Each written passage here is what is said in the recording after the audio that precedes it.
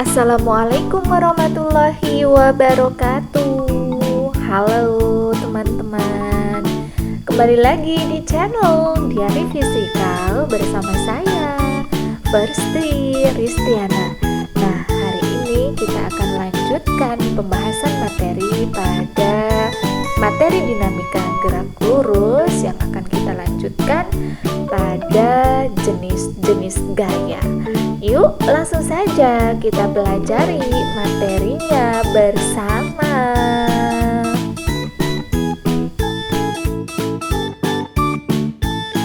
Halo teman-teman, mari kita lanjutkan pembelajaran kita pada submateri jenis-jenis gaya.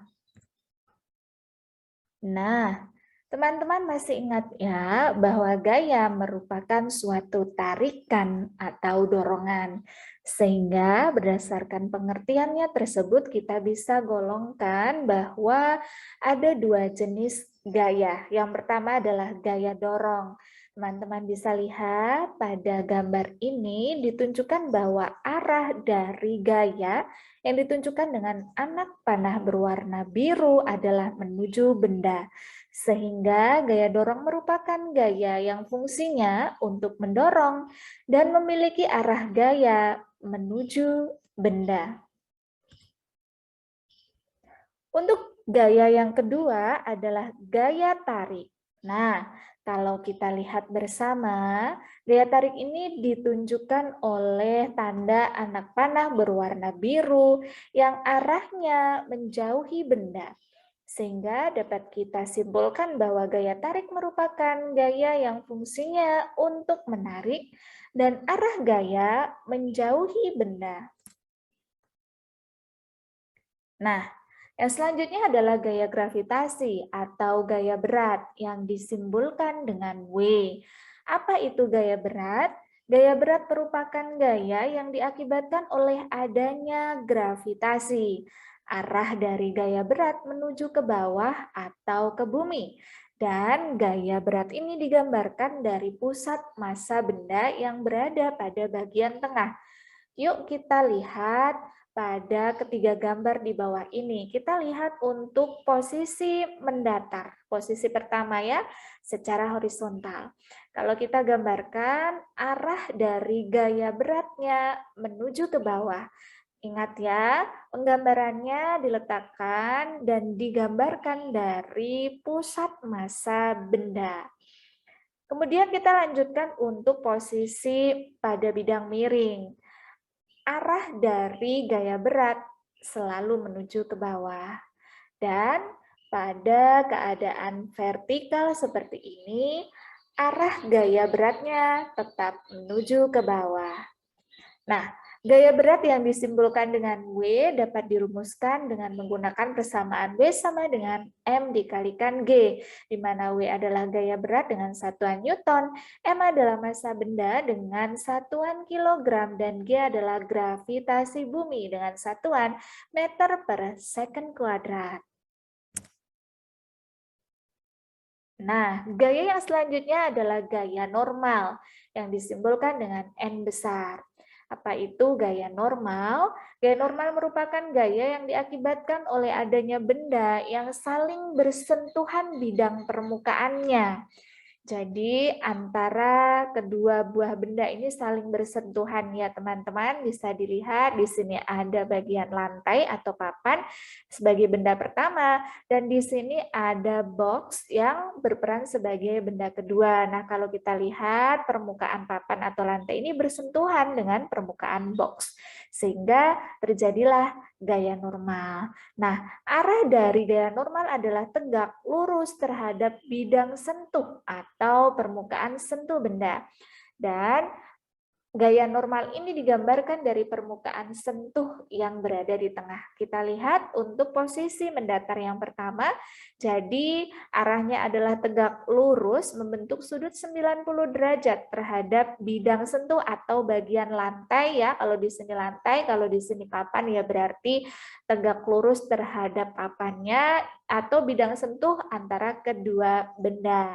Kemudian dalam posisi miring seperti ini, arah dari gaya normal tetap tegak lurus, membentuk sudut 90 derajat terhadap permukaan bidang sentuhnya. Dan pada posisi vertikal seperti ini, arah dari gaya normal tetap tegak lurus terhadap bidang sentuhnya. Nah, kalau kita perhatikan, ini adalah penggambaran dari masing-masing gaya yang bekerja pada suatu benda di permukaan mendatar. Jadi ada gaya berat yang arahnya tadi ke bawah dan gaya normal yang arahnya ke atas. Nah, pada posisi mendatar seperti ini, besar dari gaya normal itu sama dengan gaya beratnya. Ini pada keadaan diam atau setimbang ya teman-teman.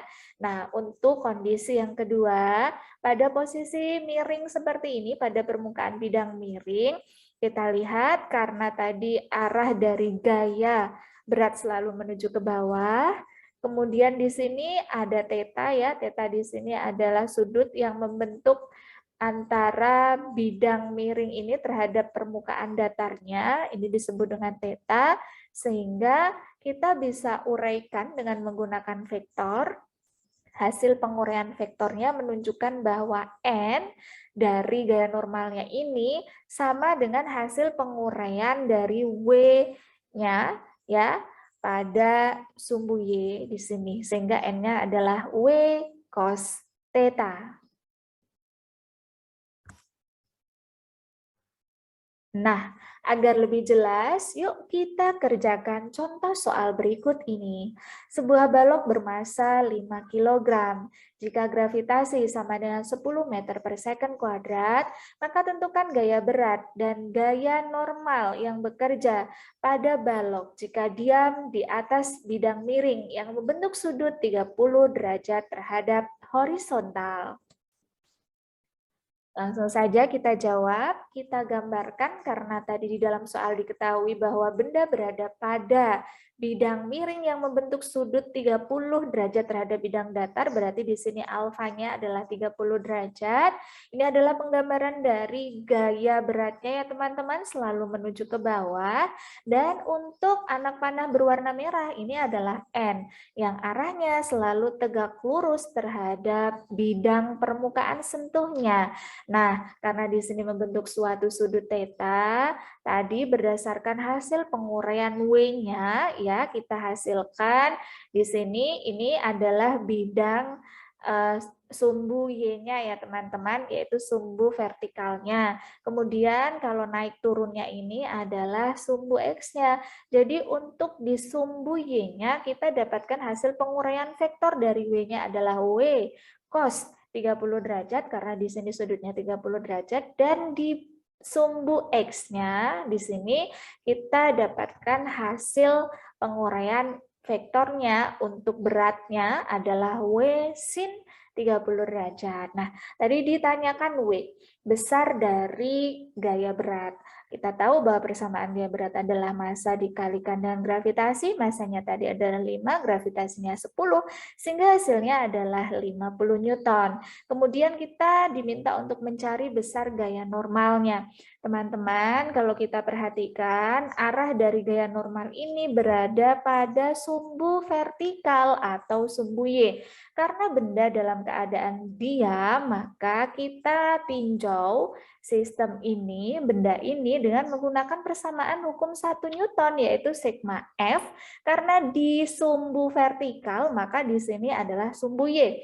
Sigma Fy sama dengan 0. Kita lihat pada sumbu Y ada dua buah gaya teman-teman, yaitu gaya N yang arahnya ke atas dan gaya W cos 30 derajat yang ditunjukkan dengan anak panah berwarna biru yang arahnya ke bawah. Karena ada dua buah gaya yang arahnya saling berlawanan, yaitu N ke atas, kita tuliskan positif. W cos 30 derajat ke bawah kita tuliskan negatif, min W cos 30 derajat. Karena di sini sistemnya atau bendanya diam, maka di sini akan sama dengan 0. Maka langsung saja kita masukkan N min, tadi W-nya kita dapat 50 dikalikan nilai dari cos 30 derajat adalah setengah akar 3 sama dengan 0, sehingga hasil N yang kita peroleh adalah 25 akar 3 Newton. Bagaimana teman-teman? Paham ya?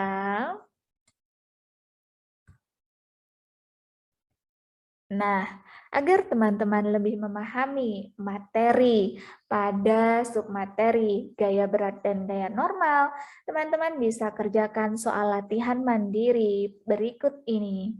Selamat mencoba. Good luck ya. Nah, itu tadi adalah video pembelajaran tentang gaya berat dan gaya normal. Bagaimana? Mudah yang semoga bermanfaat dan semakin semangat belajar fisikanya.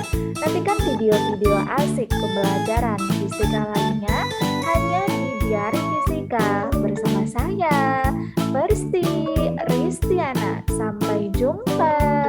Wassalamualaikum